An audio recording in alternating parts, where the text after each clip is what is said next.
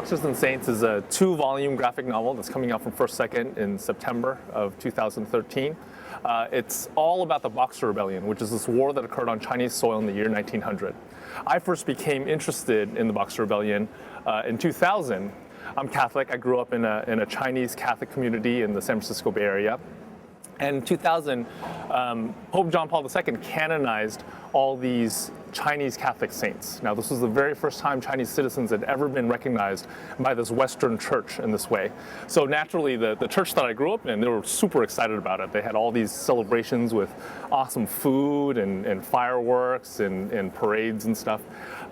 Well, I looked into the lives of a lot of these Chinese that they canonized, and what I realized was that a lot of them were martyred during the Boxer Rebellion. Back then, if you were Chinese and you embraced a Western faith, you were seen as a traitor to your own culture, right?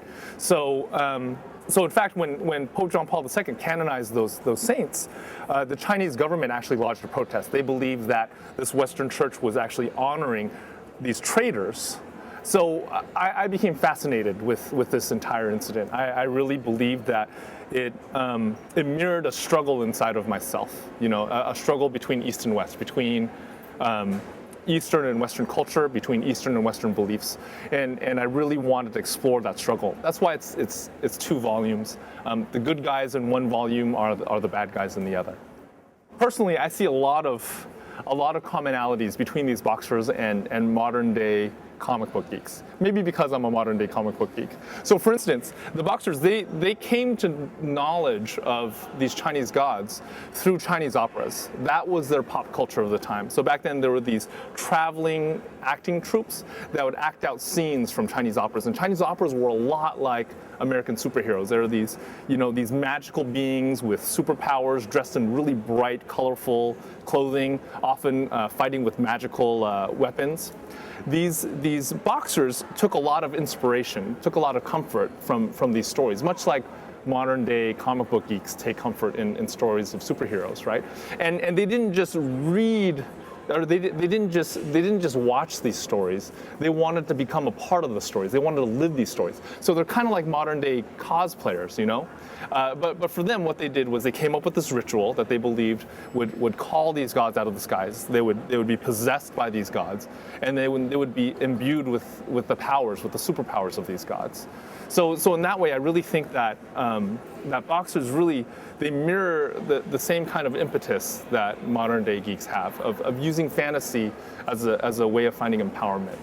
The main character of the book he's not a historical character. He's actually a character that I made up. His name is Little Bao, and the journey that I put him on is pretty typical of the journey of a lot of the boxers in the year 1900. You know, coming from a place of powerlessness, finding power within the pop culture of their day, and then using that power to, in essence, defend their country.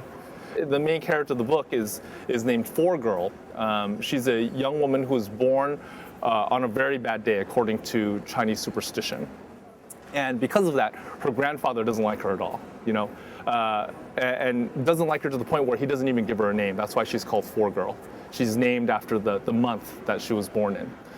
So all the way through, she has a very difficult time finding a place for herself in Chinese culture. And what she ends up doing is she looks to another culture. She looks to Western culture, this outside culture, to find her place. I've worked as a high school teacher for a very long time, for almost 14 years now. And when I started teaching, I made sure on the very first day of class to tell my students that I was a comic book artist, that I wrote and drew comic books, because I thought it would buy me cool points. What I very quickly realized is that it's almost impossible to impress teenagers that you see on a daily basis. You know, so instead of being impressed with me and thinking I was cool, they would just bring up comic book questions during class whenever they thought things got boring.